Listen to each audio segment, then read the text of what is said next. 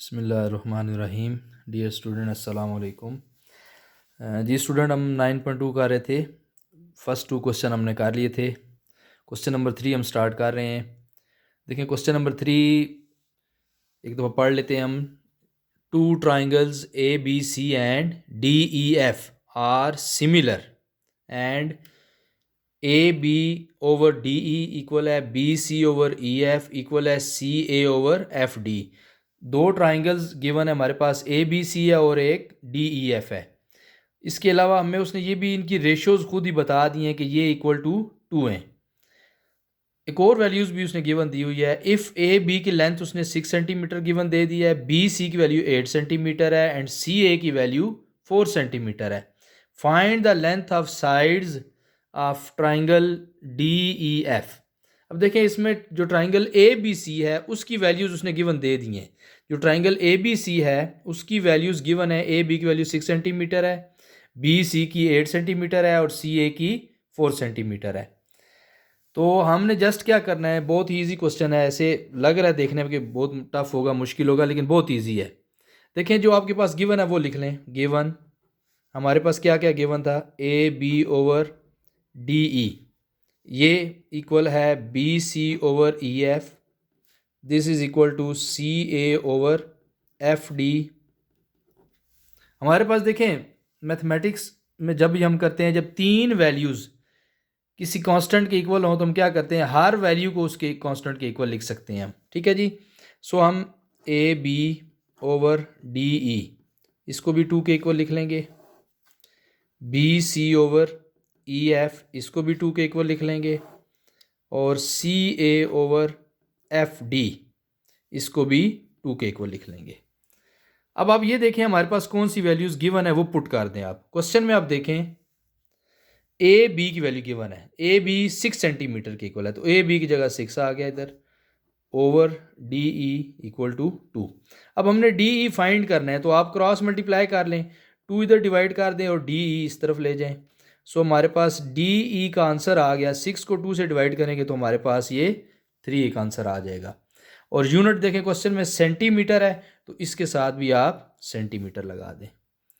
इसी तरह हम इनको दूसरी को वैल्यूज़ को भी सॉल्व कर लेते हैं। देखिए, क्वेश्चन में बी सी की वैल्यू 8 सेंटीमीटर है, तो बी सी की जगह आपने 8 सेंटीमीटर लिख दिया, over E F equal to 2।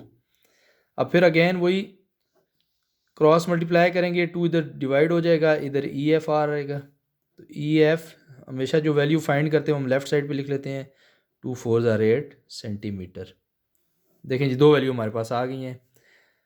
इन्हीं पैरेलल लाइंस पे चलना है आपने। तो सी ए की देखें, 4 वैल्यूज़ गिवन है क्वेश्चन में, इसकी जगह 4 पुट कर दिया। F D equal to 2, again cross multiply करें, 2 इधर डिवाइड हो जाएगा, एफ डी इधर आ जाएगा। सो एफ डी का आंसर हमारे पास 2 आ जाएगा, 2 सेंटीमीटर। ये जी क्वेश्चन नंबर 3 हमारा इस तरह ईजी है, बहुत ईजी है, इस तरह सॉल्व हो जाएगा।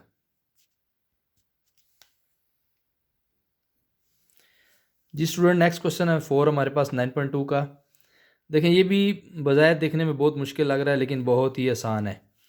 While going back to home from school, Wajid noted that his shadow was 2/3 of his height. School से घर आते हुए वाजिद कोई स्टूडेंट है, उसने अपना साया देखा है, that was 2/3 of his height, उसकी हाइट के वो 2/3 है। Find the height of pole nearby having shadow of 12 metre. अब देखें, 2 फिगर भी ये क्वेश्चन में गिवन है। ये उसने एक वाजिद बना दिया है, फिगर में वाजिद की ये हाइट उसने गिवन दी है 3 और इसका शेडो बन रहा है 2।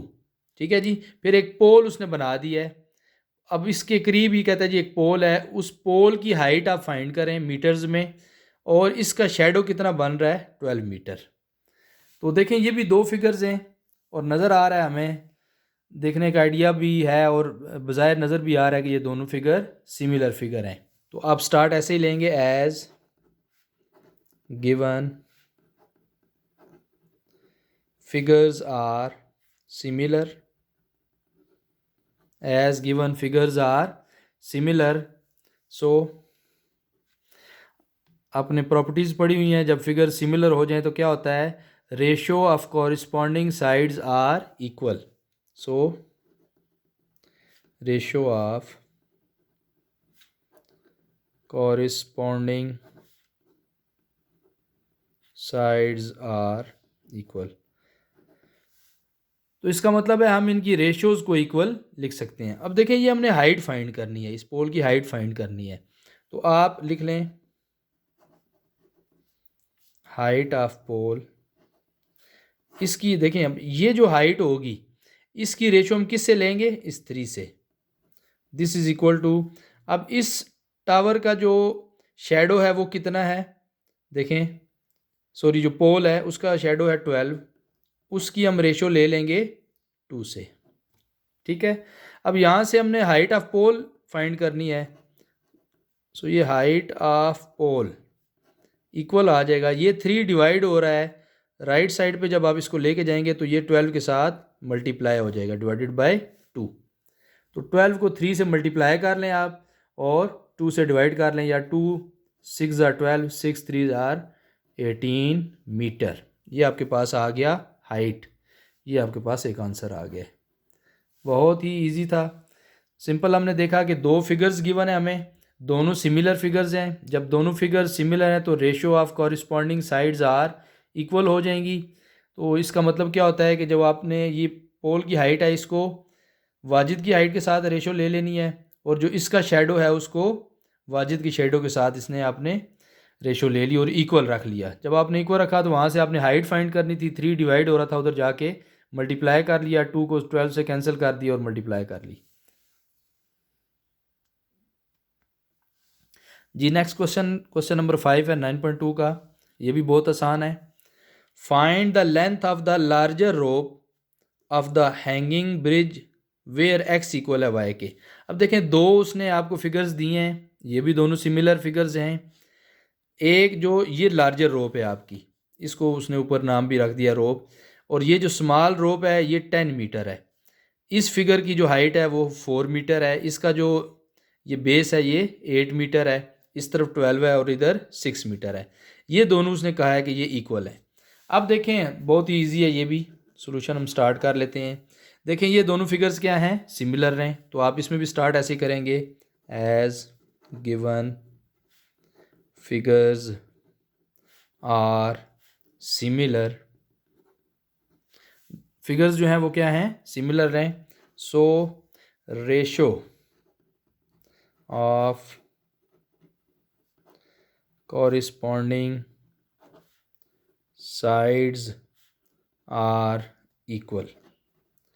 सो हम क्या कर सकते हैं जी, इनकी रेशो जो कॉरिस्पॉन्डिंग साइड्स की हैं उनको इक्वल लिख लेते हैं।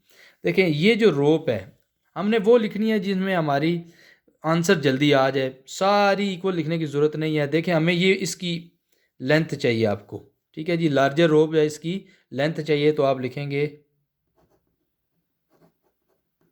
लेंथ ऑफ लार्जर रोप। ठीक है, अब ये जो लेंथ है इसको किसके साथ आप लिखेंगे, रेशियोज की, इस लेंथ को इसके साथ लिख लेंगे, इधर नीचे क्या आ जाएगा 10। दिस इज इक्वल टू, अब देखें आपकी चॉइस है, आप 12 को 8 के साथ भी रेशियो ले सकते हैं, 6 की 4 के साथ भी ले सकते हैं। तो क्योंकि 6 और 4 जो हैं वो हमारी छोटी वैल्यूज़ हैं, तो हम 6 और 4 ले लेते हैं। तो हम 6 को 4 के साथ रेशियो ले रहे हैं जी। ठीक है जी, इस रोप की रेशियो हमने ली है इस साइड के साथ, और ये जो परपेंडिकुलर है इसकी हमने रेशियो ले लिया है इस परपेंडिकुलर के साथ। तो यहाँ से जो आपकी लेंथ आ जाएगी, length of rope 6 multiply by ये 10 इधर आके मल्टीप्लाई हो जाएगा डिवाइडेड बाय 4। सो देखें जी, 6 को 10 से मल्टीप्लाई किया तो ये 60 आ गया, डिवाइड करेंगे 4 के साथ, तो 60 को जब 4 से डिवाइड करेंगे तो ये हमारे पास 15 मीटर आंसर आ जाएगा जी।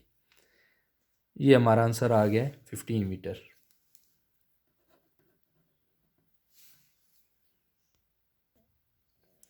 जी स्टूडेंट, नेक्स्ट क्वेश्चन को, क्वेश्चन नंबर 6 है हमारे पास। देखिए इसमें क्या कह रहा है, in the figure O A is object. ये जो ओ ए है ये हमारा कोई ऑब्जेक्ट है, laying in front of a convex lens. ये कन्वेक्स लेंस है, इसके सामने ओ ए एक ऑब्जेक्ट पड़ा हुआ है, at a distance of 10 centimetre. ये डिस्टेंस इस कन्वेक्स लेंस से इसका जो डिस्टेंस है वो 10 सेंटीमीटर है, हम 10 लिख लेते हैं। Find the distance of image from the lens, ये जो आपका इमेज है इसका डिस्टेंस आप ले लेना है इस लेंस से, तो इस डिस्टेंस का नाम हम x रख लेते हैं। If it size is twice that of the object, ये बात ज़रा गौर से सुने कि ये जो इमेज है इसका जो साइज है ये इस ओ ए जो आपका इमेज है इससे ट्वाइस है। यानी अगर हम सपोज कर लें कि ओ ए का जो हाइट है वो 1 है, तो इसका ट्वाइस ये कितना हो जाएगी 2। ये कुछ सपोजिशन आपने फिगर में कर लेनी है। एक तो आपने क्या किया है, जो डिस्टेंस है लेंस का जो लेना है वो उसका नाम हमने x रख लिया है, ठीक है। ये 10 क्वेश्चन में गिवन है, और ये गिवन था कि जो इमेज है, इमेज की जो हाइट है वो इससे ट्वाइस है जो साइज़ है इसका, तो इसका नाम जो आपके पास क्वेश्चन में ऑब्जेक्ट है इसको हमने रखा है 1। जब 1 रखेंगे तो 1 का ट्वाइस यहाँ पे 2 बन जाएगा। अब देखें इसमें हमने कुछ सपोजिशन खुद से की हैं, तो ये फिगर भी आपने बना लेनी है ऐसे ही, ठीक है। अब देखें इसमें हम जो हमने सपोजिशन की हैं वो हम लिख लेते हैं। एक तो हमने क्या किया है, let size of object, let size of object, ये जो ऑब्जेक्ट था इसका साइज हमने कितना सेट किया है 1 centimetre. So size of image फिर क्या हो गया है, सो साइज ऑफ इमेज, तो उसने क्वेश्चन में चूंकि कहा था कि ट्वाइस है, तो ट्वाइस हो गया तो 1 का डबल कर लें, ये हो जाएगा 2 सेंटीमीटर। और हमने क्या सपोज किया था जी, ये जो डिस्टेंस था हमारा इमेज फ्रॉम लेंस, ये जो इमेज है इसका इस लेंस से जो इमेज है इसका नाम हमने क्या रख लिया है, x रख लिया है। Let distance of image from lens, ये हमारे पास है जी x, और यही हमने फाइंड करना है। ठीक हो गया जी। जो वैल्यूज़ हमने रिक्वायर्ड थी वो हमने लिख ली, जो हमने सपोजिशन की वो भी आपने लिख ली। अब आप गौर करें, हमारे पास इसमें भी 2 फिगर्स बन रही हैं। एक हमारे पास ये छोटी वाली फिगर है यहाँ से लेके इधर इधर, और एक ये हमारे पास बड़ी फिगर है, दोनों ही ट्राइंगल बन रही हैं। देखें ज़रा, यहाँ से ये और इधर, और एक हमारे पास ये, दोनों ट्राइंगल्स हैं। अब अगर ये दोनों सिमिलर हैं तो हम क्या कर सकते हैं, इनकी रेशोज़ कॉरिस्पॉन्डिंग साइड्स को हम इक्वल लिख सकते हैं।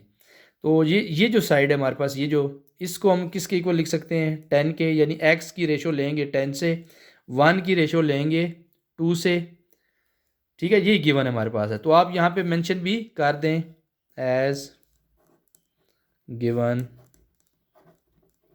Figures are similar. जो गिवन फिगर्स हैं वो क्या हैं, सिमिलर हैं।